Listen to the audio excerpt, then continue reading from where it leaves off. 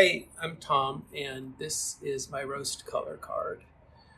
This is something I've been working on for quite a while, and in each envelope for a whopping $2, you get 2 copies of this card.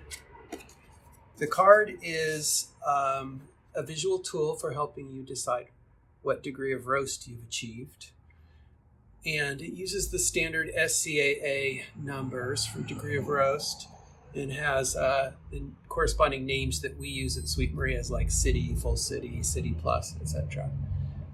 The front of the card is printed matte to not be as reflective, to help you see the color better. And around the edges and the numbers, and that doesn't look very exciting, but that's actually a 18% gray, like a photographer's 18% gray card. So the idea here isn't to look snazzy, it's to be a good tool. On the back side is a kind of a reference that I created with calibrated photographs of coffee kind of in mass, more individual bean, related temperatures, and the same corresponding SCA numbers for degree of roast. So let me show you how you might want to use this and what's good about it and the shortcomings of this as a degree of roast aid. So the way I like to use this card in particular is with ground coffee samples. And from my experience judging competitions like Cup of Excellence, this was how we would decide if one roast was a little lighter than another. We would line up all of the ground samples, sort of flatten them out, and then we didn't have a card or a visual aid behind it, but we could see slight differences in roast color. And on this card here, I've just laid out 3 roasts about where I thought they were in the roast range, and then I can sort of visually compare. So some things to know about the roast card is, first of all, as I mentioned, the matte surface is intentionally dull in color. What you want to avoid is too much light reflecting off of it. Well, it's noisy out.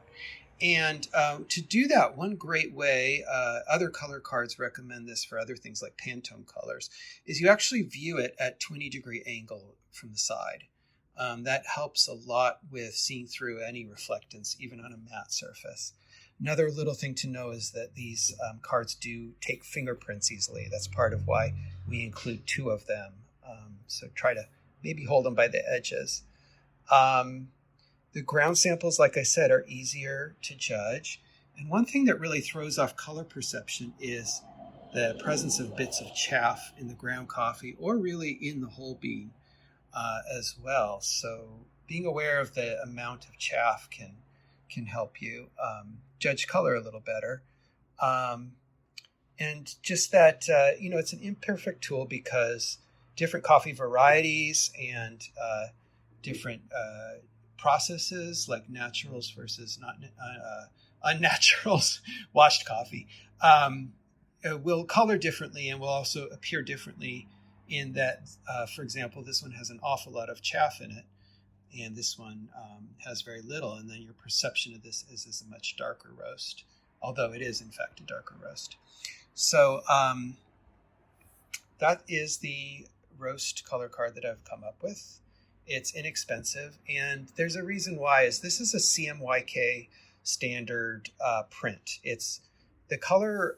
The way I derived the colors for this was from research papers that spelled out precise LAB color values for all the degrees of roasts, and I used that as a starting point. And unfortunately, that led me to something that looked like this in the dark roast spectrum. It was indistinguishable. So I had to work with that.